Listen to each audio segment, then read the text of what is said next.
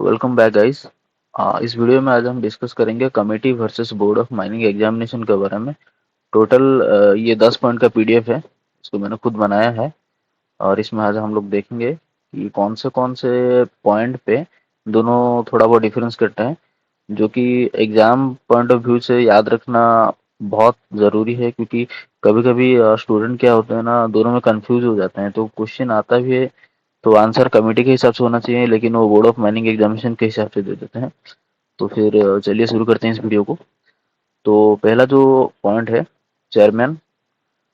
तो ये जो चेयरमैन है कमेटी, तो पहले ये देखिए, कमेटी एक्ट के हिसाब से होता है। ये सेक्शन 12 के हिसाब से कमेटी बनता है। और जो बोर्ड ऑफ माइनिंग एग्जामिनेशन होता है, ये रेगुलेशन नंबर 10 के हिसाब से बनता है। ठीक है। तो दोनों का फाउंडेशन ये है, सेक्शन 12 के हिसाब से। तो इसका एलाबोरेट अच्छे से आपको मिलेगा रूल में। ठीक है। और ये आपको सीएमआर में मिलेगा, आपका ये एलाबोरेशन पूरा मिलेगा। तो पहला पॉइंट है चेयरमैन। तो जो कमेटी का चेयरमैन होता है, वो होता है a person in the service of government but not being the chief inspector और an inspector appointed by the central government. तो पहले पॉइंट पे ये कहता है कि कमेटी का जो चेयरमैन रहेगा, वो चीफ इंस्पेक्टर नहीं रह सकता। ना ही वो चीफ इंस्पेक्टर, ना ही वो कोई इंस्पेक्टर रहेगा। वो एक पर्सन रहेगा जो गवर्नमेंट सर्विस होगा, उसको गवर्नमेंट अपॉइंट करेगा। लेकिन यही चीज बोर्ड ऑफ माइनिंग एग्जामिनेशन में आप देखेंगे तो चीफ इंस्पेक्टर रहता है उसका चेयरमैन। ठीक है। तो पहले चेयरमैन में दोनों में डिफरेंट आ गया। एक बोर्ड ऑफ माइनिंग एग्जामिनेशन का चीफ इंस्पेक्टर रहेगा, कमेटी का रहेगा एक पर्सन जो कि गवर्नमेंट सर्विस में है, जो चीफ इंस्पेक्टर या इंस्पेक्टर नहीं है। तो फिर बाद में आता है दूसरा पॉइंट, नंबर ऑफ मेंबर्स। तो अब अगर आप नंबर ऑफ मेंबर्स गौर से देखेंगे तो इसमें है, कमेटी में है 8 इंक्लूडेड चेयरमैन, 8 आदमी रहते हैं चेयरमैन को मिला के। बोर्ड ऑफ माइनिंग एग्जामिनेशन में 6 आदमी रहते हैं चेयरमैन को मिला के। ठीक है। तो मेंबर्स क्वालिफिकेशन देखते हैं। तो जो भी मेंबर रहेगा, चाहे कमेटी में हो चाहे बोर्ड ऑफ माइनिंग एग्जामिनेशन में हो, तो उन लोग का क्वालिफिकेशन क्या होना चाहिए। तो पहले कमेटी का देखते हैं। तो पहला जो भी रहेगा, चीफ इंस्पेक्टर या फिर इंस्पेक्टर को छोड़ के जो भी आदमी रहेगा चेयरमैन के हिसाब से, ये एक आदमी हो गया। फिर बी में आता है chief inspector of the mines. ये दूसरे पॉइंट 2 नंबर के आदमी हो गए। फिर 2 persons to represent the interest of miners appointed by central government. तो 2 आदमी ऐसे रहते हैं जो खदान में काम करने वाले आदमी की इंटरेस्ट को वहां पे रिप्रेजेंट कर पाए, जो सेंट्रल गवर्नमेंट उनको को अपॉइंटमेंट देती है। तो यहाँ पे 2 आदमी आ गए। सॉरी, ये आप एक आदमी मान के चलिए, यहाँ पे एक आदमी है ये। ठीक। फिर 2 persons to represent the interest of owners of the mine appointed by the central government. 2 आदमी तो खान में काम करने वाले का हो गए। फिर 2 आदमी ऐसा रहेंगे जो खदान के मालिक को इंटरेस्ट को रिप्रेजेंट कर पाए वहां पे। तो ये 2 आदमी ऐसे हो गए। ये सब सेंट्रल गवर्नमेंट अपॉइंट करेगी। फिर 2 qualified mining engineers not directly employed in the mining industry appointed by central government. तो 2 क्वालिफाइड माइनिंग इंजीनियर्स ऐसे रहेंगे, बीटेक करने वाले हो या फिर प्रूफ डिग्री करने वाले हो। 2 आदमी ऐसे रहेंगे जिन लोग के पास माइनिंग इंजीनियरिंग तो है, लेकिन ये डायरेक्टली किसी माइनिंग इंडस्ट्री में एम्प्लॉयड नहीं है। ठीक है। ये लोग को भी सेंट्रल गवर्नमेंट अपॉइंट करेगा। तो कितने आदमी टोटल हो गए?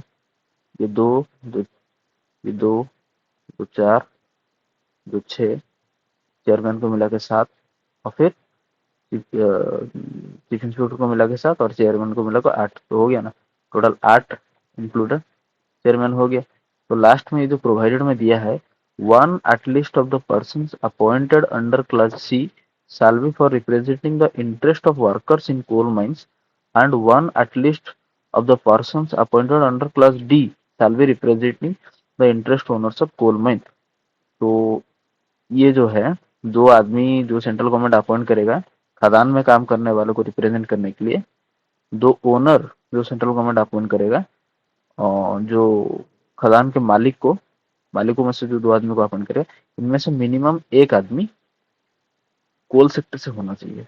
चाहे ये कमिटी मेटल में इन्वेस्टिगेशन करने के लिए बोले या फिर कोल में इन्वेस्टिगेशन करने के लिए बोले, या कोई भी रिलेटेड काम हो, किसी भी खदान से रिलेटेड हो, तो इन दो में से सी या डी, दो बीट में से जो भी 2 पर्सन जाएंगे आपके माइनर्स को रिप्रेजेंट करने के लिए, उनमें से एक कोयला खदान का होना चाहिए। जो भी 2 ओनर जाएंगे जो सेंट्रल गवर्नमेंट के अपॉइंटेड होंगे, रिप्रेजेंट करने के लिए अपने बात को, उनमें से एक फुल मेंस का होना चाहिए। ठीक है, तो इसी जगह पे अगर हम लोग देख लें बोर्ड ऑफ माइनिंग एग्जामिनेशन का, तो बोर्ड ऑफ माइनिंग एग्जामिनेशन का क्या कहता है कि सिक्स सिक्स इंक्लूडेड चेयरमैन होना चाहिए। तो सिक्स इंक्लूडेड चेयरमैन कौन कौन रहेगा? तो क्वालिफिकेशन उन लोगों को क्या क्या होना चाहिए? First class manager certificate granted under regulation 11, बंदे के पास FMC first class manager certificate होना चाहिए।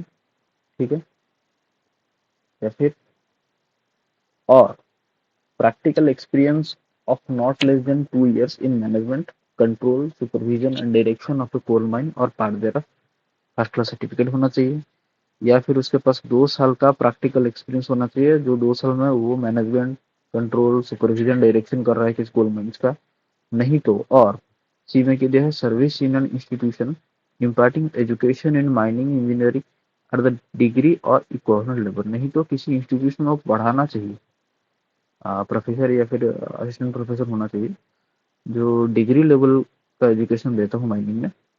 और नहीं तो डी बीट में क्या दिया है, एंगेजमेंट इन माइनिंग रिसर्च और planning to be appointed by central government. ठीक है, नहीं तो किसी माइनिंग रिसर्च या प्लानिंग में वो एंगेज होना चाहिए। तो टोटल कुल मिला के क्या है, या तो उसके पास फर्स्ट क्लास होना चाहिए, या फिर उसके पास 2 साल का एक्सपीरियंस होना चाहिए मैनेजमेंट, कंट्रोल, सुपरविजन का किसी माइंस में, या फिर किसी इंस्टीट्यूशन में वो पढ़ाना चाहिए जो कि डिग्री लेवल का माइनिंग एजुकेशन देता हो, या फिर वो किसी माइनिंग रिसर्च और प्लानिंग में एंगेजमेंट रहना चाहिए। ठीक है, तो फिर इसमें प्रोवाइडेड दिया है, provided that the board shall be so constituted that it shall include at least 3 member possessing qualification laid down in class A and B and at least 1 member possessing qualification laid down in either class C or in class D। तो जब भी board बनेगा तो फिर इसके कहने का मतलब से ए बी से ये और ये दोनों में से मिनिमम 3 मेंबर चाहिए, मिनिमम। और सी डी से मिनिमम 1 मेंबर होगा तो भी चलेगा, सी या डी से मिनिमम 1 मेंबर होगा तो भी चलेगा। लेकिन इस ये 2 बीट से अब 3 मेंबर निकालेंगे, मिनिमम 3 मेंबर जो होगा आपको बोर्ड का, उसमें से आपका फर्स्ट क्लास रहना चाहिए या फिर 2 साल का प्रैक्टिकल एक्सपीरियंस रहना चाहिए उसको, कंट्रोल, डायरेक्शन, सुपरविजन इसका। और जो भी आपका आप एसोसिएट प्रोफेसर या फिर असिस्टेंट प्रोफेसर या फिर प्रोफेसर उठाएंगे एजुकेशन कॉलेज से, या फिर जो भी आप माइनिंग रिसर्चर को उठाएंगे, जूनियर रिसर्चर हो, सीनियर रिसर्चर हो, तो उन लोगों से किसी मिनिमम 1 मेंबर होगा तो भी चलेगा। ठीक है, फिर आएंगे पॉइंट नंबर 4 का टेनवर। जो कमेटी बनेगा, जो बोर्ड ऑफ माइनिंग एग्जामिनेशन बनेगा, तो उन लोग का ड्यूरेशन कितना रहेगा, जो कमेटी का या फिर बोर्ड का टेन्योर कितना रहेगा, कितना टाइम तो काम कर सकते हैं। तो दोनों में सेम है, 3 साल तक रहेगा। अपॉइंटमेंट के बाद जिस दिन अपॉइंटमेंट होगा उससे 3 साल तक रहेगा, या फिर जब तक उन लोग का सक्सेसर अपॉइंटमेंट नहीं हो जाता, जब तक उन लोग के बिहाफ में मतलब उन लोग का ड्यूरेशन खत्म हो गया तो कोई नया ज्वाइन नहीं कर लेता, तब तक ये लोग काम करते रहेंगे 3 साल, या फिर जब तक उन लोग का रिलीवर जो भी आएगा, सक्सेसर जो भी आएगा, वो जब तक ज्वाइन नहीं हो जाता तब तक के लिए। ठीक है, फिर रेमुनरेशन। तो रेमुनरेशन मतलब सैलरी होता है, उन लोग को सैलरी कौन देता है? तो दोनों में सैलरी सेंट्रल गवर्नमेंट ही देती है। आता है सेक्रेटरी अपॉइंटमेंट, पॉइंट नंबर 6 में सेक्रेटरी अपॉइंटमेंट दोनों में चीफ इंस्पेक्टर ही करते हैं, तो इसमें कोई डिफरेंट बात नहीं है। अब बात आता है रिजनेशन का। रिजनेशन दोनों में भी सेम प्रोसीजर है, दोनों में आप चेयरमैन को एड्रेस करेंगे, और अगर चेयरमैन को रिजनेशन देना है तो सेंट्रल गवर्नमेंट को एड्रेस करेंगे। फिर एक इम्पोर्टेंट आता है प्लेस ऑफ मीटिंग, ये क्वेश्चन कंफ्यूज करने वाली है। Place of meeting, notice of meeting, quorum, ये सब कंफ्यूज करने वाली है।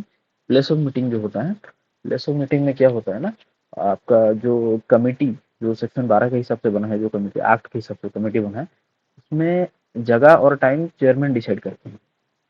By default chairman he decide करेंगे कि कहाँ पे करना है, कहाँ पे नहीं करना है। लेकिन जो रेगुलेशन के हिसाब से बोर्ड बना है, बोर्ड ऑफ एग्जामिनेशन, उसमें अगर चेयरमैन ने कोई और जगह नहीं ढूंढा है तो फिर बाय डिफॉल्ट वो धनबाद में ही मीटिंग होगा उसका। तो दोनों में से यही है, इसमें बाय डिफॉल्ट चेयरमैन डिसाइड करेंगे हर बार। और रेगुलेशन के हिसाब से अगर बन रहा है, जो बोर्ड बना है उसमें अगर हो रहा है तो बाय डिफॉल्ट वो धनबाद में होगा। इसमें बाय डिफॉल्ट कहीं भी चेयरमैन कर सकते हैं, इसमें बाय डिफॉल्ट धनबाद में होगा, अनलेस चेयरमैन ने डिसाइड किया है कि कहीं दूसरे जगह पे करना है। ठीक है, तो नोटिस ऑफ मीटिंग में दोनों में थोड़ा डिफरेंट है, इसको देखते हैं हम लोग।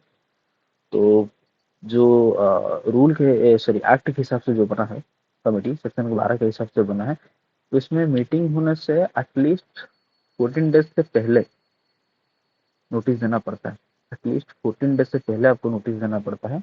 जो लोग इंडिया में है और उनको टाइम और जगह फिक्स करके बताना होता है कि हाँ यहाँ पे मीटिंग है, और जो मीटिंग का एजेंडा है जो कि किस लिए रखा जा रहा है, क्या क्या उसमें करना होगा मीटिंग में, जो मीटिंग का टोटल सारांश है कि इसलिए मीटिंग हो रहा है करके, तो उसका जो एजेंडा है ये आपको 7 दिन से कम है, मतलब 7 दिन से पहले ही आपको ये भेज देना है सब मेंबर के पास कि इसलिए मिटिंग हो रहा है। और अगर इमरजेंसी में मीटिंग बुला रहे हैं तो आप एटलीस्ट 2 दिन से पहले क्लियर नोटिस होना पड़ेगा आपको। तो क्या हम कुल मिला के इसमें आपको, अगर नॉर्मली मीटिंग हो रहा है तो 14 डेज, और अगर आप मीटिंग का एजेंडा भेजना है तो 7 दिन के पहले आपको भेजना पड़ेगा, और अगर आप इमरजेंसी में कर रहे हैं तो 2 दिन से पहले आपको भेजना पड़ेगा। यही चीज़ जब आप बोर्ड ऑफ माइनिंग एग्जामिनेशन में देखेंगे तो इसमें नॉर्मली आपको 10 दिन के पहले भेजा जाता है नोटिस का मीटिंग। 10 दिन के पहले आपको नोटिस का मीटिंग भेजा जाएगा, और आप इमरजेंसी में वही 2 दिन के पहले भेजना पड़ेगा आपको। लेकिन इसमें एजेंडा भेजने की कोई ये नहीं रहता है, बस इसमें जो 10 दिन के पहले जो नोटिस भेजा जाता है आपको, उसी में आपका टाइम एंड प्लेस सब मेंशन रहता है। ठीक, क्लियर हो जाना ये बात कि इसमें 14 दिन के पहले आपको भेजा जाएगा, इसमें 10 दिन के पहले भेजा जाएगा आपको। इसमें एजेंडा 7 दिन के पहले भेजना होता है, लेकिन इसमें एजेंडा भेजने की कोई जरूरत नहीं है, उसे कोई प्रोविजन दिया नहीं है। और इसमें इमरजेंसी में 2 दिन के पहले मीटिंग बुलाया जाता है, और आपका रेगुलेशन के हिसाब से जो बोर्ड बना है उसमें भी आपका इमरजेंसी के टाइम में 2 दिन के पहले भेजना पड़ता है। ठीक है, फिर जो लास्ट पॉइंट है कोरम। कोरम मतलब मिनिमम आपको कितना मेंबर चाहिए एक मीटिंग को फॉरवर्ड करने के लिए, मीटिंग को बैठाने के लिए आपको मिनिमम कितना चाहिए। तो जो एक्ट के हिसाब से सेक्शन 12 के हिसाब से जो कमेटी बनता है उसमें आपको एटलीस्ट 4 मेंबर चाहिए, इंक्लूडिंग चेयरमैन। चेयरमैन के हिसाब से सर चेयरमैन को मिला के आपको उसमें कम से कम 4 आदमी चाहिए, जबकि इसमें आपको रेगुलेशन के हिसाब से जो बोर्ड ऑफ माइनिंग एग्जामिनेशन का बनता है उसमें एटलीस्ट 3 मेंबर चाहिए चेयरमैन को मिला के। तो इसमें 4 मेंबर चाहिए आपको, इसमें आपको 3 मेंबर चाहिए। अगर किसी कारण से आपका कोरम कंप्लीट नहीं हुआ, किसी कारण से आपका कोरम कंप्लीट नहीं हो पाया, तो चेयरमैन चाहे तो मीटिंग को एडजॉर्न कर सकते हैं, दोनों केस में कर सकते हैं। ये आपका सेक्शन के हिसाब से सेक्शन 12 के हिसाब से जो कमेटी बना उसमें भी चेयरमैन अगर आपका कोरम नहीं बन रहा तो मीटिंग को दूसरे डेट के लिए शिफ्ट कर सकते हैं। रेगुलेशन में भी जो आपका बोर्ड बना है उसमें भी चेयरमैन चाहे तो दूसरे डेट पे फिक्स कर सकते हैं, लेकिन इसमें कंडीशन ये है कि जो भी मीटिंग का डेट फिक्स करेंगे कमेटी में, जो चेयरमैन कमेटी का चेयरमैन जो मीटिंग का डेट फिक्स करेंगे वो 14 दिन के बाद ही होगा। 14 दिन के कम अंतर में मीटिंग नहीं किया जा सकता, 14 दिन के बाद ही मीटिंग करेंगे। और 14 दिन के बाद जो मीटिंग करेंगे उसमें अगर कोरम कंप्लीट नहीं हुआ, मिनिमम 4 मेंबर नहीं हुए इंक्लूडिंग चेयरमैन मिला के, फिर भी कोई फर्क नहीं पड़ेगा, कोई फर्क नहीं पड़ेगा, वो मीटिंग को जारी किया जाएगा। इसमें भी उस तरह है, लेकिन इसमें डेट चेंज हो जाता है, इसमें हो जाता है 7 दिन। 7 दिन के अंदर बोर्ड का जो बोर्ड ऑफ एग्जामिनेशन का जो मीटिंग होगा, 7 दिन के सॉरी 7 दिन के बाहर जो मीटिंग होगा, 7 दिन के अंदर आप मीटिंग नहीं बुला सकते। 7 दिन के बाद आप जो मीटिंग करेंगे वो मीटिंग में अगर आपका कोरम मिनिमम 3 मेंबर कंप्लीट नहीं हुआ तो भी आप मीटिंग कर सकते हैं, उसमें कोई दिक्कत नहीं है। और जो 7वां दिन है इसमें अगर कोई छुट्टी का दिन आ जाता है, पब्लिक हॉलीडे आ जाता है कि कुछ तरह का छुट्टी का दिन आ जाता है, तो आप क्या करेंगे ना, उसको मीटिंग को राइटली दूसरे दिन ही मीटिंग आप रख सकते हैं। मान लीजिए 7वें दिन संडे है, या फिर जैसे आज ईद है तो ईद की छुट्टी है, तो फिर कोई दिक्कत नहीं, आप 8वां दिन में जो आएगा मंडे जैसा आएगा 8वां दिन में, तो मंडे को भी मीटिंग कर सकते हैं। तो कुल मिला के ये डिफरेंस था। अगर आपको ये पीडीएफ चाहिए हो तो आप कमेंट कर सकते हैं, मैं नीचे में बता दूंगा, आपको पीडीएफ डाउनलोड करने की लिंक दे दूंगा। अगर मुझे 10 आदमी मिलकर कमेंट करते हैं तो मैं पब्लिकली पीडीएफ को अवेलेबल कर दूंगा। अगर उससे कम करते हैं तो मैं डीएम में अपना टेलीग्राम का आईडी दे दूंगा, सॉरी कमेंट में अपना टेलीग्राम का आईडी दे दूंगा, आप मुझे वहाँ पे डीएम कर सकते हैं, तो मैं आपको डायरेक्टली सेंड कर दूंगा। ठीक है, आशा करता हूँ वीडियो आपको पसंद आया हो। अगर वीडियो आपको पसंद आया हो तो वीडियो को लाइक कीजिए, चैनल को सब्सक्राइब कीजिए, और वीडियो को ज़्यादा से ज़्यादा शेयर कीजिए। Thank you.